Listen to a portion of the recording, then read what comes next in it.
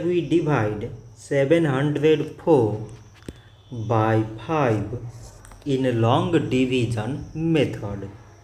5 times 1 is 5. On subtracting we get 2. So now we put down this 0 and it is 20. So 5 times 4 is 20.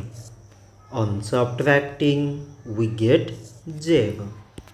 So again we put down this 4 and 5 times 0 is 0.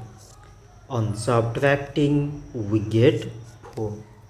So now we have no any other number to put it down. So we take here decimal so that we put 0. So it is 40 and 5 times 8 is 40. On subtracting we get 0. So 704 divided by 5 is 140 decimal 8. So this much for today and thanks for watching.